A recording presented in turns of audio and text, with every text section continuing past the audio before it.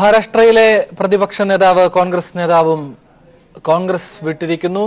ഒപ്പം ഇതുവരെയും 4 സീറ്റുകളെ സംബന്ധിച്ച ഔദ്യോഗിക പ്രഖ്യാപനം കേരളത്തിനറിയാൻ സാധിച്ചിട്ടില്ല. ബിജെപിയെ സംബന്ധിച്ച് യാതൊരു സീറ്റ് ധാരണയും ലോക്സഭാ തെരഞ്ഞെടുപ്പുമായി ബന്ധപ്പെട്ട് കേരളത്തിന് അറിയാൻ സാധിച്ചിട്ടില്ല. ഈ വിഷയങ്ങൾ ന്യൂസ് ആൻഡ് വ്യൂസ് പരിശോധിക്കുകയാണ്. കോൺഗ്രസിന്റെ പ്രമുഖ നേതാക്കൾ ബിജെപി പാളയത്തിലേക്ക് നടന്നുകയറുന്നു. എങ്ങനെ രാജ്യം ഭരിക്കുമെന്നാണ് കോൺഗ്രസ് നമ്മളോട് പറയാൻ ശ്രമിക്കുന്നത്. അതേസമയം കടുത്ത ഗ്രൂപ്പ് തർക്കങ്ങൾക്കൊടുവിൽ കേരളത്തിലെ UDF സ്ഥാനാർത്ഥി ചിത്രം വ്യക്തമാകുന്നുണ്ട്. LDF UDF സ്ഥാനാർത്ഥികൾ ജനസമക്ഷം നിൽക്കുകയുമാണ്. എന്നാൽ BJP എവിടെയെന്ന്, അല്ലെങ്കിൽ കേരളത്തിൽ BJP തെരഞ്ഞെടുപ്പിൽ മത്സരിക്കുന്നില്ലേ എന്നുവരെ ചോദ്യങ്ങൾ ഈ ഘട്ടത്തിൽ ഉയരുന്നുണ്ട്. ഈ വിഷയങ്ങളാണ് ന്യൂസ് ആൻഡ് വ്യൂസ് പരിശോധിക്കുന്നത്. GV ഹരി കോൺഗ്രസ് നേതാവ് നമ്മളോടൊപ്പം ചേരുന്നുണ്ട്. ഒപ്പം ചിത്തരഞ്ജൻ CPIM നേതാവ്, പുരുഷോത്തമൻ BJP നേതാവ്, ഒപ്പം മാധ്യമപ്രവർത്തകനായ ഹർഷനെയും ഈ ചർച്ചയിൽ ഞങ്ങൾ പ്രതീക്ഷിക്കുന്നു. GV ഹരിയിലേക്ക് പോകുന്നു. GV ഹരി, നമ്മൾ തന്നെ 2-3 ചർച്ചകളിൽ പറഞ്ഞതുപോലെ നിങ്ങൾ ഉയർത്തുന്ന, അല്ലെങ്കിൽ ഇരു മുന്നണികളും ഉയർത്തുന്ന വളരെ നിർണായകമായ ഒരു ക്യാമ്പയിനാണ് ഈ ഇലക്ഷന്റെ പ്രാധാന്യത്തെ സംബന്ധിച്ച്. എങ്ങനെയാണ് കേരളത്തിലടക്കം നിങ്ങൾ ഉയർത്തുന്ന ഈ ക്യാമ്പയിനോട് ഇനി നീതി പുലർത്താനാവുക? മഹാരാഷ്ട്രയിലെ കരുത്തനായ മറാത്തി നേതാവും നിയമസഭയിലെ പ്രതിപക്ഷ നേതാവും കൂടി രാജിവെക്കുന്നു. അദ്ദേഹത്തിന്റെ മകൻ കഴിഞ്ഞ ദിവസം കോൺഗ്രസിൽ നിന്ന് രാജിവെച്ച് സീറ്റ് ഉറപ്പിക്കുന്നു BJP പാളയത്തിൽ. ഇദ്ദേഹവും നാളെ തന്നെ BJPയിലേക്ക് ചേരും എന്ന സൂചനകളും വരുന്നു. ഇതൊരു CPMന്റെ ആരോപണമായിട്ടല്ല, മറിച്ച് ഒരു സാധാരണക്കാരന്റെ ചോദ്യം കടമെടുത്ത് ചോദിക്കുന്ന മാധ്യമപ്രവർത്തകന്റെ ചോദ്യമായി കണ്ടാൽ മതി. ഇതൊരു നിസ്സാര പ്രശ്നമാണോ GV ഹരി? ഞാൻ ആ സാധാരണക്കാരന്റെ അറിവിലേക്ക് ഒരു കാര്യം കൂടി പറയാം. 5 മിനിറ്റ് മുമ്പ് നടന്നൊരു കാര്യമാണ്. ത്രിപുരയിലെ BJP വൈസ് പ്രസിഡന്റ് സുബുൽ ഭൗമിക് കോൺഗ്രസിൽ ചേർന്നിരിക്കുകയാണ്. നോക്കൂ ആനന്ദ്, ഈ തെരഞ്ഞെടുപ്പ് കാലത്ത് നമുക്കറിയാം ആയാറാം ഗയാറാം ആളുകളുണ്ട്. അത് എല്ലാ പാർട്ടികളിലും ഉണ്ട്. നിങ്ങളുടെ പാർട്ടിയിൽ നിങ്ങൾ സ്വതന്ത്രനായി വിജയിപ്പിച്ചെടുത്തിട്ടുള്ള അൽഫോൺസ് കണ്ണന്താനം ഇന്ന് BJPയിലാണ് എന്നുള്ളത് ഞാൻ ഓർമ്മിപ്പിക്കുകയാണ്. ഈ അവസരത്തിൽ ഒന്ന് ഓർമ്മിപ്പിക്കുകയാണ്. CPM ആണോ അല്ലയോ എന്നുള്ളതൊക്കെ ജനങ്ങൾക്ക് അറിയാവുന്ന ഒരു കാര്യം. ഞാൻ CPM വിജയിപ്പിച്ചെടുത്തത് എന്ന് പറയുന്നത് നിങ്ങൾ പാർട്ടി ഞാൻ പറയാനുള്ള കാരണം ഞാൻ അറിയാമല്ലോ, കരളി ചാനലിലാണ് പങ്കെടുക്കുന്നത്. അപ്പോൾ അതുകൊണ്ട് സ്വാഭാവികമായിട്ടും ഇതൊക്കെ ഒരു പുതിയ കാര്യമായിട്ട് കാണണ്ട. തെരഞ്ഞെടുപ്പുകളിൽ സീറ്റ് കിട്ടാത്ത ആളുകൾ സ്വാഭാവികമായി അവരുടെ ഒരു പ്രതികരണം, അല്ലെങ്കിൽ ഒരു വൈകാരിക പ്രതികരണം നിലയിൽ സ്വാഭാവികമായി സീറ്റ് കിട്ടുന്ന പാർട്ടിയിലേക്ക് പോകുന്നൊരു സാധനം. പക്ഷേ അടിസ്ഥാനപരമായി നിങ്ങൾ പരിശോധിച്ച് നോക്കേണ്ട ചില കാര്യങ്ങളുണ്ട്. ഒന്ന്, നമ്മളെ സംബന്ധിച്ചിടത്തോളം, കോൺഗ്രസ് പാർട്ടിയെ സംബന്ധിച്ചിടത്തോളം, കോൺഗ്രസ് പാർട്ടിയുടെ സ്ഥാനാർത്ഥികളെ നമുക്ക് ചിത്രം തെളിഞ്ഞിട്ടുണ്ട്. ആനന്ദ് നേരത്തെ സൂചിപ്പിച്ച വളരെ കൃത്യമാണ്.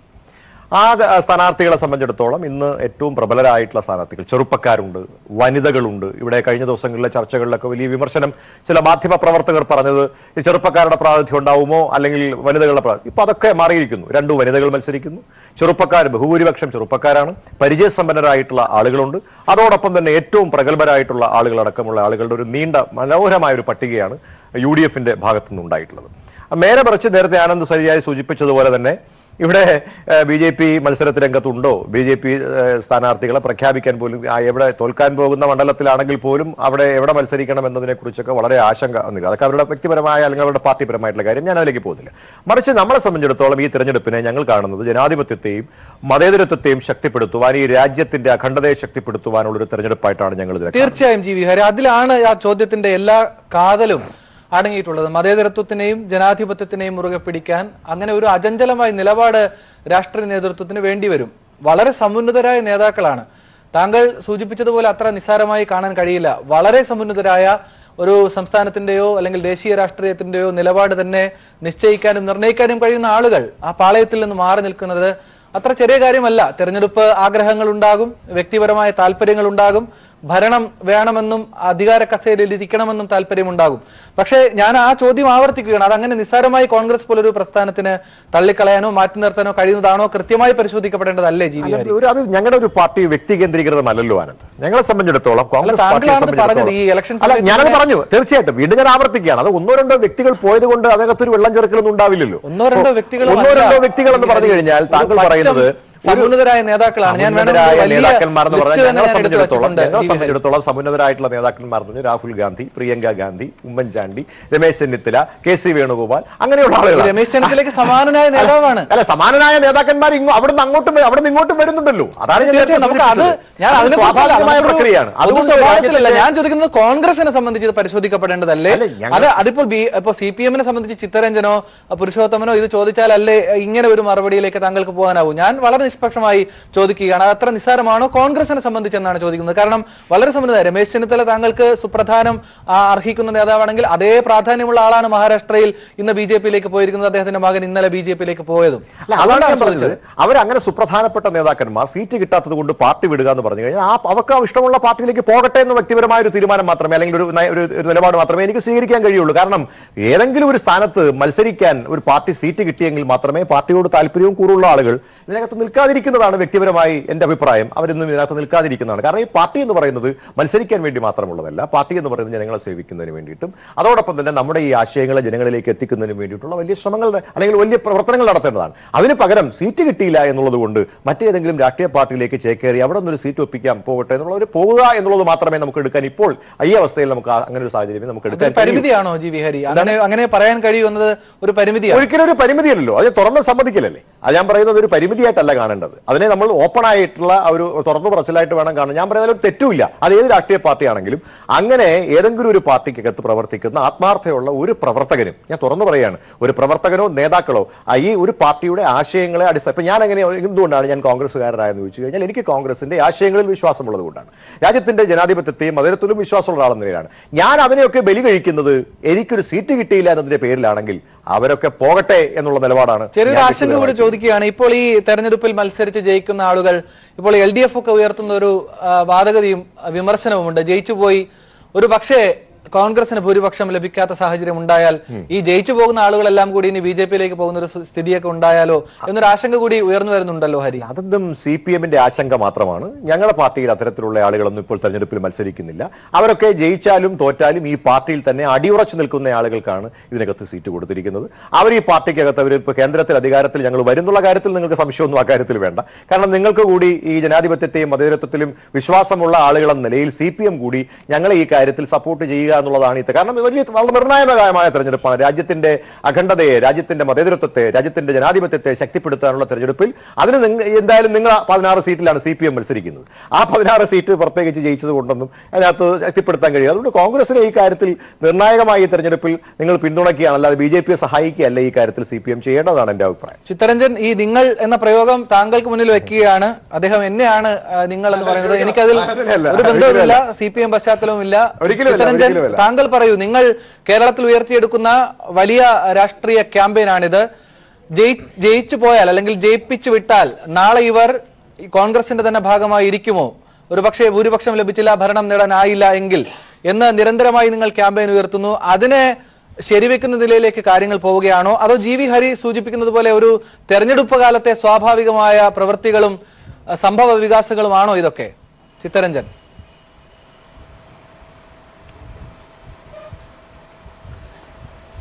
ഞങ്ങൾ പങ്കുവച്ചിരുന്ന ആശയങ്ങൾ, ആ ആശങ്കകൾ ശരിയാണ് എന്ന് തെളിയിക്കുന്നതാണ് ഈ തുടർച്ചയായി സംഭവിച്ചുകൊണ്ടിരിക്കുന്ന കാര്യങ്ങൾ. യഥാർത്ഥത്തിൽ ഒരു തെരഞ്ഞെടുപ്പ് സന്ദർഭത്തിൽ മാത്രമാണോ മാറിക്കൊണ്ടിരിക്കുന്നത്?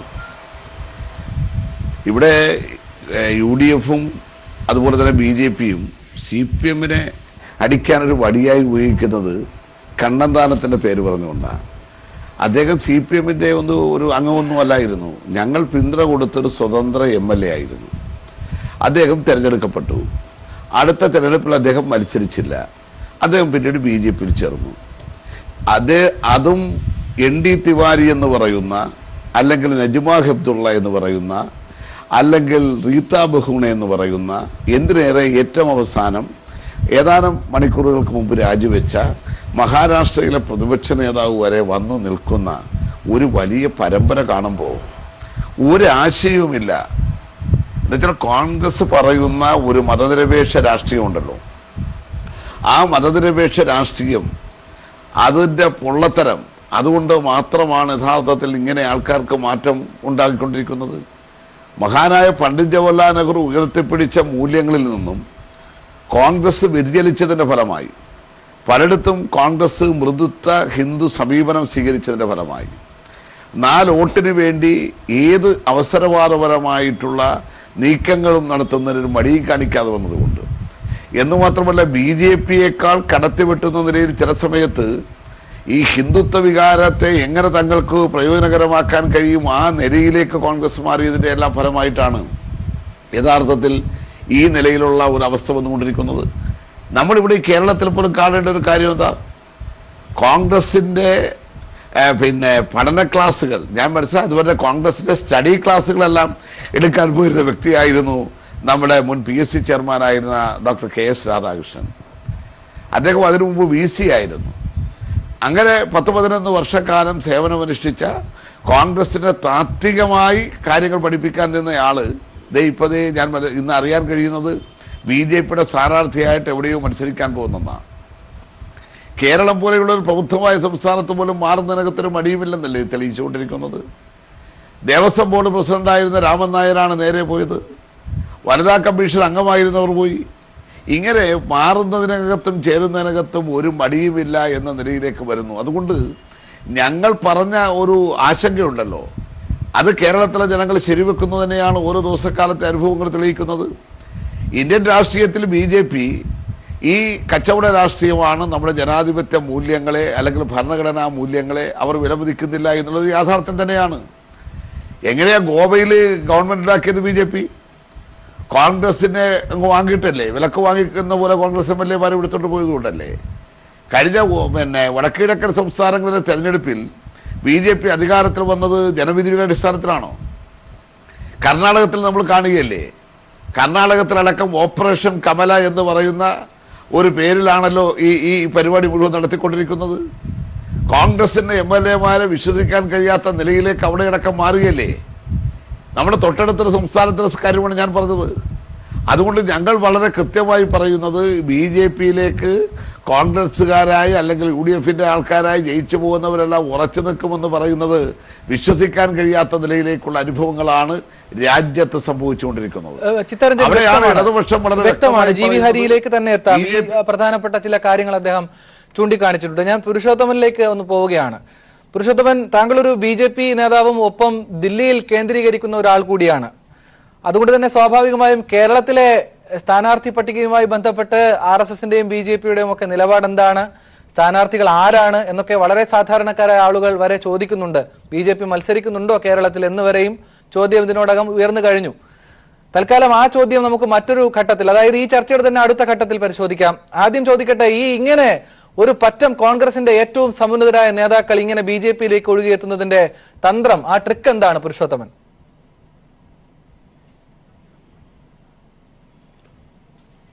ആനന്ദ്, ഇപ്പോഴേ എല്ലാ ഇലക്ഷൻ വരുന്നുണ്ടോ, തെരഞ്ഞെടുപ്പ് വരുന്നുണ്ടോ, ആ സമയത്തെല്ലാം എൻ്റെ മുമ്പ് പറഞ്ഞിരുന്ന സുഹൃത്ത് പറഞ്ഞതുപോലെ എല്ലാ പ്രാവശ്യം നടക്കുന്നൊരു കാര്യമാണ്. പാർട്ടികളിൽ അങ്ങോട്ടും ഇങ്ങോട്ടും മാറുക, ടിക്കറ്റ് കിട്ടുക, ടിക്കറ്റിന് വേണ്ടി എന്ത് വേലയും ചെയ്യുക, ഇതൊക്കെ സ്വാഭാവികമാണ്.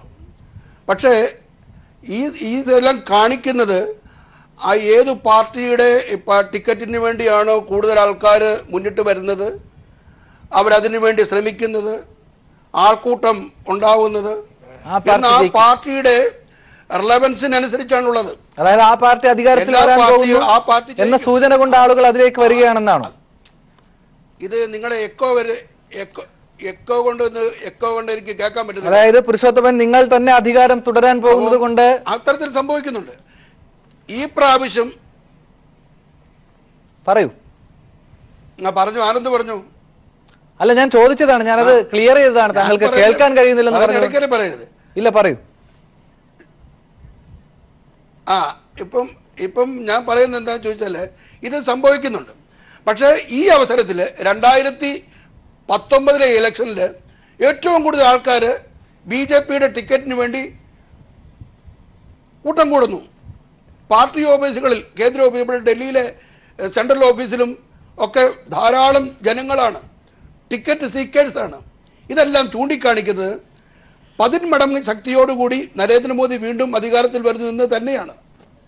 ഇതിനു മുമ്പ് നടന്ന ഇലക്ഷനിൽ കോൺഗ്രസ് ഭരിച്ചിരുന്ന കാലത്തും കോൺഗ്രസിൻ്റെ ഓഫീസുകളിലും ധാരാളം ആൾക്കാർ ഇടിച്ചു നിന്നും അവർ ടിക്കറ്റിന് വേണ്ടി പല തന്ത്രങ്ങളും പ്രയോഗിക്കുകയും പല സമരങ്ങൾ നടത്തുകയും ചെയ്തിട്ടുള്ളത് ഞാൻ കണ്ടിട്ടുള്ളതാണ്. ആ സമയത്ത് കോൺഗ്രസ് ജയിച്ചിട്ടുണ്ട് ആ കാലത്തൊക്കെ. പക്ഷേ ഈ 1998 ശേഷം BJPയുടെ വളർച്ച, 1996 മുതൽ BJPയുടെ വളർച്ച ഇപ്പം 2019 വന്ന് നിൽക്കുകയാണ്. ഈ സമയത്ത് BJPയുടെ വളർച്ച കണ്ടു നിൽക്കുന്നവരാണ് അവർ. മറ്റു പാർട്ടികളിൽ നിന്നെല്ലാം വിട്ട് BJPയുടെ ടിക്കറ്റിന് വേണ്ടി ഇന്ന് ഡൽഹിയിലെ കേന്ദ്ര ഓഫീസിലെ മുമ്പിൽ തടിച്ചു കൂടിയിട്ട് കണ്ടിട്ട് വന്ന ആളാണ് ഞാൻ. ഇതെല്ലാം കാണിക്കുന്നത് നരേന്ദ്രമോദിയുടെ സർക്കാർ വീണ്ടും അധികാരത്തിൽ വരുന്നു എന്ന സൂചനയാണ്. ഹർഷൻ, കേരളത്തെ കുറിച്ച് പറയൂ. താങ്കൾ മാധ്യമ പ്രവർത്തകനാണ്. ഞാൻ മനസ്സിലാക്കുന്നത് രാഷ്ട്രീയമായി പൊളിറ്റിക്കൽ കറസ്പോണ്ടന്റായി കാര്യങ്ങൾ കൃത്യമായി നിരീക്ഷിക്കുന്നുണ്ട്. ദേശീയ രാഷ്ട്രീയത്തിലാണെങ്കിലും കേരളത്തിലാണെങ്കിലും നമ്മളടക്കം എല്ലാ മാധ്യമങ്ങളും ഈ തെരഞ്ഞെടുപ്പുമായി ബന്ധപ്പെട്ട് ഈ ചർച്ചകൾ പരിശോധിക്കുമ്പോൾ നമുക്കറിയാം ഇരു മുന്നണികളും വളരെ പ്രധാനപ്പെട്ട ഇലക്ഷൻ എന്ന് നമ്മുടെ ജനങ്ങളോട്, കേരളത്തിലൊക്കെ പ്രത്യേകിച്ചും അത് വലിയ ചർച്ചയും വലിയ ചൂടും ഈ ഇലക്ഷൻ നൽകിയിട്ടുമുണ്ട്. പുരുഷോത്തമനും GV ഹരിയും ചിത്തരഞ്ജനും ഒക്കെ പറഞ്ഞ കാര്യങ്ങൾ താങ്കൾ ശ്രദ്ധിച്ചിട്ടുണ്ടാകും എന്ന് കരുതുന്നു. ഇതൊക്കെ ഒരു ഇലക്ഷൻ സമയത്ത് വരുന്ന അങ്ങോട്ട് പോക്കും ഇങ്ങോട്ട് പോക്കും ഒക്കെയാണ്, അതിനപ്പുറത്തേക്കുള്ള കാര്യങ്ങളല്ല. പുരുഷോത്തമൻ ഒരു പടി കൂടി കടന്നു പറയുന്നു, ഇത് തുടർച്ചയായ അധികാരം വരാൻ പോകുന്നു BJPക്ക് എന്നറിഞ്ഞ് ആ പാളയത്തിലേക്ക് ചേക്കേറാൻ ശ്രമിക്കുന്നവരുടെ ശ്രമം എന്നും പറയുന്നുണ്ട്. പക്ഷേ പോകുന്നവർ അത്ര നിസ്സാരക്കാരല്ല എന്നത് വളരെ പ്രാധാന്യമുള്ള ഒരു വിഷയമാണ്. ഹർഷൻ. അല്ല, തീർച്ചയായും അത് ഈ കോൺഗ്രസിൽ നിന്ന് ഈ സമീപകാലത്ത് കേരളത്തിൽ ഇപ്പം ഈ ടോം വടക്കൻ പോയതും അതുപോലെയുള്ള ഈ KS രാധാകൃഷ്ണൻ PSC ചെയർമാനായിരുന്ന KS രാധാകൃഷ്ണൻ്റെ ഒരു BJP സ്ഥാനാർത്ഥിയായിട്ടുള്ള വരവും ഒക്കെ കാണിക്കുന്നത് അത്തരത്തിലുള്ള ഒരു ഈ ഇവരുടെ KV തോമസിൻ്റെ പോലും ഇടയ്ക്ക് പുള്ളി BJPയിലേക്ക് പോകും എന്നുള്ള ഒരു വന്നപ്പോൾ പുള്ളി അതിനെ കാര്യമായി നിഷേധിക്കാതിരുന്നതും ഒക്കെ അത്തരത്തിലുള്ള ഒരു പ്രചരണം ശക്തിപ്പെടുത്താൻ ഇടയാക്കിയിട്ടുണ്ടെന്നുള്ള വാസ്തവമാണ്. പക്ഷേ ഈ കേരളത്തിലെ സംബന്ധിച്ചിടത്തോളം കേരളത്തിലെ കോൺഗ്രസ് നേതാക്കൾ അത്രത്തോളം അങ്ങോട്ട് ഈ മുൻനിര നേതാക്കളൊക്കെ ആ ഒരു BJPയുടെ കേരളത്തിലെ ഒരു സാഹചര്യവും അതൊക്കെ വെച്ച് നോക്കുമ്പോൾ അവരത്രത്തോളം ഈ പിന്നെ ഇങ്ങനെ ഒരു BJPയിലേക്കുള്ള ആയിരം കയറാം പരിപാടി കേരളത്തിൽ അത്രത്തോളം നടക്കും എന്ന് എനിക്ക് തോന്നുന്നില്ല. അതാണ് കാര്യമായിട്ട് എനിക്ക് തോന്നുന്നത്. പിന്നെ ഈ തെരഞ്ഞെടുപ്പിൻ്റെ ലോക്സഭാ തെരഞ്ഞെടുപ്പിൻ്റെ കാര്യത്തിൽ നോക്കുകയാണെങ്കിൽ കേരളത്തിൽ നോക്കുകയാണെങ്കിൽ ഇപ്പോൾ ഈ ഇടതുമുന്നണി ഈ സ്ഥാനാർത്ഥി പ്രഖ്യാപനം നേരത്തെ പൂർത്തിയാക്കി പ്രചരണത്തിൽ ഒരു റൗണ്ട് പിന്നിട്ട് കഴിഞ്ഞു. അത് അവർക്ക് ഉണ്ടാക്കിയ പ്രചരണ രംഗത്തൊരു മേൽക്കൈ അവർക്ക് ഉണ്ടാക്കി കൊടുത്തിട്ടുണ്ട്. നേരെ മറിച്ച് കോൺഗ്രസ് ആണെങ്കിൽ ഇന്നാണ് സ്ഥാനാർത്ഥി പട്ടിക ഒരു അന്തിമ രൂപമാക്കിയത്. അതുതന്നെ അവർ ഈ K മുരളീധരൻ്റെ വരവോടുകൂടി മാത്രമാണ് അതിനകത്ത് ഒരു മാസ് എൻട്രി എന്ന് പറയാവുന്ന തരത്തിലുള്ള ഒരു ട്വിസ്റ്റ് ഉണ്ടാക്കി കൊടുത്തത് ഇന്ന് മുരളീധരൻ്റെ സ്ഥാനാർത്ഥിത്വത്തോടുകൂടിയാണ്. അപ്പോൾ അത്തരത്തിൽ ഈ പ്രചരണ രംഗത്ത് ഇടതുമുന്നണി ഉണ്ടാക്കിയ മേൽക്കൈ, അതുപോലെ ഈ അഖിലേന്ത്യാ തലത്തിൽ ഈ പിന്നെ വളരെ നിർണായകമായിട്ടുള്ള ഒരു ലോക്സഭാ തെരഞ്ഞെടുപ്പ്, കോൺഗ്രസ് വളരെ നിർണായകമായി കാണുന്ന ലോക്സഭാ തെരഞ്ഞെടുപ്പിൽ അവർക്ക് ഈ സ്ഥാനാർത്ഥികളാവാൻ മുൻനിര നേതാക്കളൊക്കെ മടിച്ചു നിൽക്കുന്നു എന്നൊരു അവസ്ഥ സൃഷ്ടിക്കാൻ അവരുടെ ഈ സ്ഥാനാർത്ഥി ചർച്ചകൾ വഴിയൊരുക്കിയിട്ടുണ്ട്. അത് ശരിക്കും അതുണ്ടാക്കിയ ഒരു ക്ഷീണത്തെ മറികടക്കാൻ എനിക്കൊന്ന് വരും ദിവസങ്ങളിൽ അത്യധ്വാനം തന്നെ ചെയ്യേണ്ടി വരുന്ന എനിക്ക് തോന്നുന്നു. പക്ഷേ പ്രബലരായ ഒരു പറ്റം കോൺഗ്രസിന്റെ വ്യക്തി പ്രഭാവമുള്ള ആളുകൾ തന്നെയാണ് പല മണ്ഡലങ്ങളിലും മത്സരിക്കാൻ വേണ്ടി ഇപ്പോൾ തീരുമാനിക്കപ്പെട്ടിട്ടുള്ളത്. താങ്കൾ സൂചിപ്പിച്ചതുപോലെ ഒരു രണ്ടാം ഘട്ടം പൂർത്തിയാവുകയാണ് LDFന്റെ തെരഞ്ഞെടുപ്പ് പ്രചരണം. പക്ഷേ അതിനോട് കിടപിടിക്കാൻ കണക്കിന് ശേഷിയുള്ള ആളുകൾ തന്നെയല്ലേ ഇപ്പോൾ കോൺഗ്രസിന്റെ സ്ഥാനാർത്ഥികളായി വന്നിട്ടുള്ളത്? ആ നിലയിലുള്ള താങ്കളുടെ നിരീക്ഷണം എന്താണ്? തീവാറുന്ന മത്സരം തന്നെ കേരളത്തിൽ നടക്കുമെന്ന് വിലയിരുത്താൻ കഴിയുമോ എല്ലാ മണ്ഡലങ്ങളിലും? തീർച്ചയായും. ഈ കോൺഗ്രസിൽ സാധാരണഗതിയിൽ എല്ലാ തെരഞ്ഞെടുപ്പുകളിലും ചരിത്രങ്ങളും നോക്കിയാൽ ഈ കോൺഗ്രസിലെ സ്ഥാനാർത്ഥി നിർണയത്തിൽ ഈ പൊട്ടലും ചീറ്റലും സ്വാഭാവികമാണ്. അത് മറികടന്ന് സ്ഥാനാർത്ഥി നിർണയം പൂർത്തിയാകുന്നതോടെ അതെ, ഇത്തവണ കുറച്ച് കടുത്തു, ശരിയാണ്. അപ്പോൾ അത് പൂർത്തിയാകുന്നതോടെ അവർ വളരെ ഊർജ്ജസ്വലരായി മുന്നിട്ടിറങ്ങുന്ന ഒരു അന്തരീക്ഷമാണ് കേരളത്തിൽ. പക്ഷേ ഇത്തവണത്തെ സംഭവിച്ചത് ഈ സ്ഥാനാർത്ഥി പട്ടികയിൽ നല്ല മുഖങ്ങളുണ്ട്. ഇപ്പം എറണാകുളത്തായാലും ഈ തൊട്ടടുത്ത ആറ്റിങ്ങൽ മണ്ഡലത്തിലൊക്കെ ആയാലും ഒക്കെയുള്ള നല്ല മുഖങ്ങളൊക്കെ ഒരു ഉയർത്തിക്കാട്ടാവുന്ന മുഖങ്ങൾ അവർക്കുണ്ട്. എങ്കിലും ഞാൻ പറയുന്നത് ഈ സ്ഥാനാർത്ഥി നിർണയത്തിൻ്റെ ചർച്ച തുടങ്ങിയ വേളയിൽ ഈ മുൻനിര നേതാക്കളെല്ലാം പിൻവലിയുന്ന ഒരു സാഹചര്യം, ഇപ്പം KC വേണുഗോപാൽ, ഉമ്മൻചാണ്ടി, മുല്ലപ്പള്ളി രാമചന്ദ്രൻ, VM സുധീരൻ പോലുള്ള നേതാക്കൾ ഇങ്ങനെ പിൻവലിയുന്ന ഒരു അന്തരീക്ഷം സൃഷ്ടിച്ച ഒരു സ്വയം പ്രതിരോധത്തിലേക്ക് വലിയുന്നതായിട്ടുള്ള ഒരു അന്തരീക്ഷം ഉണ്ടല്ലോ. അതുണ്ടാക്കിയ ഇതിനെ മറികടക്കാൻ മുരളീധരൻ്റെ വരവോടുകൂടി ഊർജ്ജസ്വലരായിട്ടുണ്ടെങ്കിലും അതിനെ മറികടക്കാൻ അവർ അത്യധ്വാനം തന്നെ ചെയ്യേണ്ടി വരുന്നു എന്നാണ് എനിക്ക് തോന്നുന്നത്. ചിത്തരഞ്ജനിലേക്ക് എത്താം. അപ്പം GV ഹരിയിലേക്ക് പോവുകയാണ്. GV ഹരി, നമുക്കറിയാം ഏതായാലും തെരഞ്ഞെടുപ്പ് വളരെയധികം ചൂട് പിടിച്ചൊരു സാഹചര്യത്തിലേക്ക് കേരളത്തിൽ മാറിക്കഴിഞ്ഞിട്ടുണ്ട്. പക്ഷേ ഇപ്പോഴും ഇന്നും ഇത്ര നേരമായിട്ടും ഞാൻ മനസ്സിലാക്കുന്നത് ഒഫീഷ്യലായി AICC വൃത്തങ്ങൾ ഈ 4 സീറ്റുകൾ സംബന്ധിച്ച ഒരു ധാരണ പുറത്ത് പറഞ്ഞിട്ടില്ല. പക്ഷെ നമ്മളെ സംബന്ധിച്ച് നമ്മൾ സ്ഥിരീകരിക്കുകയാണ്, വടകരയിലും വയനാടും ആറ്റിങ്ങലും അടക്കമുള്ള സ്ഥലങ്ങളിൽ സ്ഥാനാർത്ഥികൾ ഇന്ന ആളുകളാണ് എന്ന നിലയിലേക്ക് പൂർണ്ണമായും സ്ഥിരീകരിക്കുന്നു. ജി.വി. ഹരി, അത് ഈ ചർച്ചയിൽ താങ്കൾക്ക് പേരുകൾ എടുത്ത് പറയാൻ കഴിയുമോ? ഔദ്യോഗികമായ ഒരു പ്രഖ്യാപനം ഇല്ലാത്ത ഘട്ടത്തിലാണെങ്കിലും. ആനന്ദേ, ഞങ്ങളുടെ പാർട്ടി ഒരു വലിയ പാർട്ടിയാണ്. ഈ രാജ്യത്തെ ഈ പുരോഗതിയിലേക്ക് നയിച്ച് 10-60 വർഷക്കാലം ഈ രാജ്യം ഭരിച്ച പാർട്ടിയാണ്. ഹർഷന്റെ നിരീക്ഷണം വളരെ ശരിയാണ്. ഹർഷൻ പറഞ്ഞത് ഉന്നതരായിട്ടുള്ള കോൺഗ്രസിന്റെ നേതാക്കന്മാർ പുറകേക്ക് പോകുന്നു എന്നുള്ള അദ്ദേഹത്തിന്റെ ഒരു വ്യക്തിപരമായ അഭിപ്രായമാണ്. അതിന് കൃത്യമായ കാരണങ്ങളുണ്ട്. ഞാനത് പറഞ്ഞതിന് ശേഷം ആനന്ദിന്റെ ചോദ്യത്തിലേക്ക് വരാം. ഇപ്പോൾ കെ സി വേണുഗോപാൽ AICCയുടെ സംഘടനാ ചുമതലയുള്ള AICC ജനറൽ സെക്രട്ടറിയാണ്. അദ്ദേഹം ആദ്യം തന്നെ പ്രഖ്യാപിച്ചിട്ടുണ്ടായിരുന്നു, എൻ്റെ തെരഞ്ഞെടുപ്പിൽ ഞാൻ മത്സരിക്കണമോ എന്ന് വേണ്ടയോ എന്ന് തീരുമാനിക്കേണ്ടത് AICCയുടെ പ്രസിഡന്റാണ്, ഹൈക്കമാൻഡാണ്. കാരണം നമുക്കറിയാം 543 ഒരുപക്ഷെ നമ്മൾ ആ വിഷയത്തിലേക്ക് പെട്ടെന്ന് പറയാം. ഒരുപാട് ആവർത്തിച്ച് പരിശോധിച്ചതാണ്.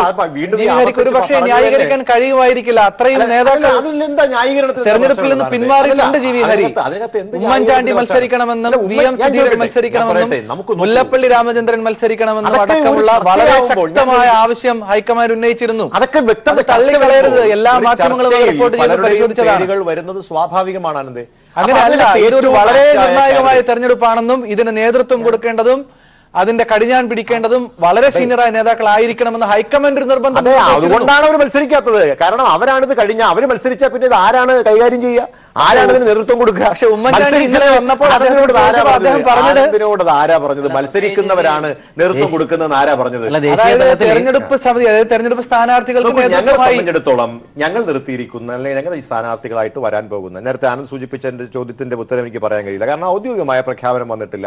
എന്തായാലും 4 സീറ്റുകൾ ഒഴിച്ചു ബാക്കിയുള്ള സീറ്റുകൾ പരിശോധിച്ചാൽ ഹർഷൻ പറഞ്ഞതുപോലെ ഞങ്ങൾ വിജയിക്കുന്ന സ്ഥാനാർത്ഥികളെ ഞങ്ങൾ നിർത്തുള്ളൂ. അതുകൊണ്ട് തന്നെ ചർച്ച ആവശ്യമായിട്ട് വരും. ഉദാഹരണത്തിന് ഇപ്പോൾ നമുക്ക് വടകരയിൽ കെ മുരളീധരൻ മത്സരിക്കും എന്നുള്ളതാണ് ഏറ്റവും പുതിയതായിട്ട് കേൾക്കുന്ന വിവരങ്ങൾ. അത് ഔദ്യോഗികമായി പ്രഖ്യാപിച്ചെങ്കിൽ മാത്രമേ സാധിക്കുകയുള്ളൂ. അദ്ദേഹം ഇപ്പോഴും തിരുവനന്തപുരത്തുണ്ട്, അദ്ദേഹം അങ്ങോട്ടൊന്നും പോയിട്ടില്ല. അപ്പൊ അതുകൊണ്ട് ഞാൻ മനസ്സിലാക്കുന്ന അദ്ദേഹത്തെ പോലെ ഒരാളോടെ മത്സരിച്ചാൽ സുനിശ്ചിതമാണ് ഞങ്ങൾക്ക് വിജയം. അതുപോലെ രാജ്മോഹൻ ഉണ്ണിത്താൻ കാസർഗോഡ് മത്സരിക്കുന്നു. അതോടൊപ്പം തന്നെ നമ്മൾ തൊട്ടടുത്ത മണ്ഡലം വയനാട്ടിൽ ടി സിദ്ദിഖിനെ പോലുള്ള ആൾ മത്സരിക്കുന്നു. പ്രശ്നങ്ങളൊക്കെ പ്രശ്നം അതൊക്കെ സ്വാഭാവികം. നോക്കൂ, ഞങ്ങളുടെ ഒരു ജനാധിപത്യ പാർട്ടിയാണ്, ഉൾപാർട്ടി ജനാധിപത്യമുള്ള പാർട്ടിയാണ്. ഞങ്ങൾക്ക് അഭിപ്രായ വ്യത്യാസം ഉണ്ടാവും. ആ അഭിപ്രായ വ്യത്യാസം ഞങ്ങൾ പറയും. അതൊക്കെ നിങ്ങൾ പ്രശ്നമായിട്ട് ചിത്രീകരിക്കരുത്. ഞാൻ പറഞ്ഞ അവസാനിപ്പിച്ചിട്ട് അങ്ങേക്ക് തുടരാം. ഇപ്പൊ ഏറ്റവും പ്രധാനപ്പെട്ട കാര്യം എന്ന് പറയുന്നത് നമ്മളെ സംബന്ധിച്ചിടത്തോളം വിന്നിംഗ്, നേരത്തെ ഹർഷൻ സൂചിപ്പിച്ചതുപോലെ ഇത് വളരെ നിർണായകമായ ഒരു തെരഞ്ഞെടുപ്പാണ്. നിങ്ങൾക്ക് ആരെങ്കിലും പിടിച്ച് മത്സരിപ്പിക്കാൻ കഴിയൂ?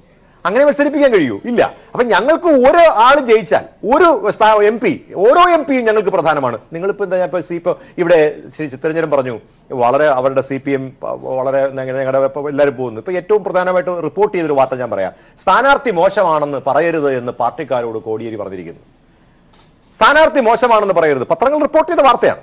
അപ്പൊ നിങ്ങൾ നിർത്തിയിരിക്കുന്ന സ്ഥാനാർത്ഥികൾ മോശമാണെന്ന് ഞാൻ ക്ഷമിക്കണം, ഞാൻ ഈ പലപ്പോഴും നിങ്ങൾ എന്ന വാക്ക് ഉപയോഗിക്കുന്നത് അദ്ദേഹത്തെ ഉദ്ദേശിച്ചിട്ടാണ്. അപ്പൊ ശ്രീ ചിത്തരഞ്ജന്റെ പാർട്ടി, അദ്ദേഹം CPMന്റെ പ്രധാനപ്പെട്ട നേതാവാണ്. അദ്ദേഹത്തിന്റെ പാർട്ടിയുടെ അദ്ദേഹത്തിന്റെ നേതാവ് ശ്രീ കോടിയേരി ബാലകൃഷ്ണൻ കഴിഞ്ഞ ദിവസം അദ്ദേഹം ഇവിടെ, ഞാൻ വ്യക്തിപരമായിട്ട് ആളുകളെ പറയാൻ പാടില്ലാത്തതുകൊണ്ട് ഞാൻ അതിലേക്ക് പറയുന്നില്ല, അവിടുത്തെ സ്ഥാനാർത്ഥിയെക്കുറിച്ച് മോശമാണ് എന്ന് പാർട്ടിക്കാർ പറയരുതെന്നൊരു നിർദ്ദേശം CPMന്റെ ബഹുമാനായ ജനറൽ സെക്രട്ടറിക്ക് പറയേണ്ടി വന്നൊരു സാഹചര്യം ഉണ്ടായിരിക്കുന്നു. ഇവിടെ അങ്ങനെയല്ല കാര്യങ്ങൾ. ഞങ്ങൾ വളരെ കുറച്ച് താമസിച്ചുവെങ്കിലും ഒട്ടും താമസിച്ചിട്ടില്ല. ഞാൻ പറയുന്നത് 37 ദിവസങ്ങൾ നമുക്ക് ഇനിയും ബാക്കിയുണ്ട്. ഞാൻ പറയുന്നത് എത്രത്തോളം കുറച്ച് ഇതുമായി ബന്ധപ്പെട്ടുണ്ടായ വലിയ പ്രശ്നങ്ങൾ ചർച്ച ചെയ്യപ്പെടും. താങ്കൾ പറഞ്ഞതുപോലെ ഒന്നുമല്ല. ഉമ്മൻചാണ്ടി ഇന്നലെ ഞാൻ ഇവിടെ കൊച്ചിയിലെത്തുമ്പോൾ അദ്ദേഹത്തിനോട് ചോദിക്കണം. അദ്ദേഹം പറഞ്ഞു, എനിക്ക് ആന്ധ്രയുടെ ചുമതലയാണ്, എനിക്ക് ഇതുമായി ബന്ധപ്പെട്ടൊന്നും പ്രതികരിക്കാനില്ല. അങ്ങനെയാണോ കേരളത്തിനോട് അദ്ദേഹം പറയേണ്ടത്? അങ്ങനെയല്ലല്ലോ. മറ്റേതെങ്കിലും കാര്യം ചോദിക്കുമ്പോൾ നിങ്ങൾ ഏറ്റവും സമുന്നതരായ നേതാവ്, അദ്ദേഹം കേരളത്തെ സംബന്ധിച്ച് തീരുമാനങ്ങൾ പറയാൻ ശേഷിയുള്ള നേതാവ് എന്ന് പറയുന്ന ആൾ ഇങ്ങനെ പറയുക. രമേശ് ചെന്നിത്തല ഒരു അക്ഷരം പോലും മിണ്ടാതെ ശോഭിച്ച് മാധ്യമങ്ങൾക്കിടയിൽ നിന്ന് ഇറങ്ങിപ്പോവുക. നിങ്ങളുടെ വ്യാഖ്യാനം ഇതിനകത്ത് ഏറ്റവും എന്നോടാണോ ആർഷനോടാണോ ചോദിച്ചത്? അല്ല, ഞാനൊന്ന് പറയാം. അതുകൊണ്ട് അപ്പൊ ഏറ്റവും പ്രധാനപ്പെട്ട കാര്യം നിങ്ങൾ മനസ്സിലാക്കേണ്ട ഒരു കാര്യം, ഇതിനകത്ത് ശ്രീ ഉമ്മൻചാണ്ടി മാത്രമല്ലല്ലോ കേരളത്തിലെ പ്രധാനപ്പെട്ടത്. അദ്ദേഹം കേരളത്തിൽ അനിശ്ചിതനായ നേതാവാണ്, ജനങ്ങൾ സ്നേഹിക്കുന്ന ആളാണ്, ഒരു സംശയമില്ല. ഇവിടെ കേരളത്തിന്റെ മുഖ്യമന്ത്രി, പ്രതിപക്ഷ നേതാവുണ്ട്, കേരളത്തിന്റെ KPCCക്ക് ബഹുമാനായ വളരെ പരിണിതജ്ഞനായിട്ടുള്ള ഒരു നേതാവ് ശ്രീ മുല്ലപ്പള്ളി രാമചന്ദ്രനുണ്ട്. അവരെ രണ്ടുപേരും മറുപടി കൃത്യമായി പറയുന്നില്ലേ? നിങ്ങളുടെ എല്ലാവരുടെയും ചോദ്യത്തിന് വളരെ കൃത്യമായ മറുപടി അവർ പറയുന്നുണ്ട്. അതിൽ അവർക്ക് രണ്ടുപേർക്കും എന്തുകൊണ്ടാണ് ബഹുമാനായ ശ്രീ മുല്ലപ്പള്ളി മത്സരിക്കുക, അദ്ദേഹത്തിന് വടകര മത്സരിക്കാൻ എന്താ തടസ്സം?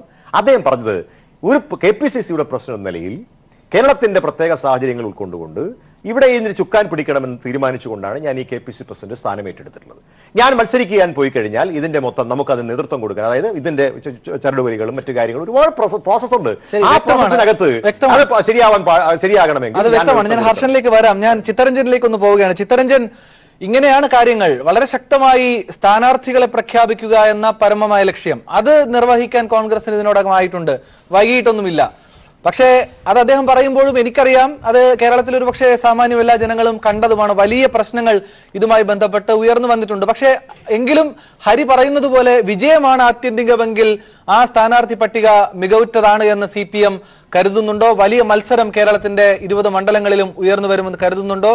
മുരളീധരന്റെ ഒക്കെ വടകരയിലെ വരവോടുകൂടി ആ ഒരു അനിശ്ചിതത്വം നീങ്ങുന്നുണ്ടോ ചിത്തരഞ്ജൻ?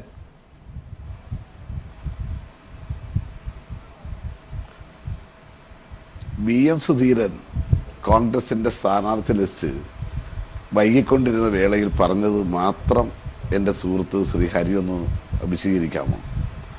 എന്താ ശ്രീ VM സുധീരൻ പറഞ്ഞത്?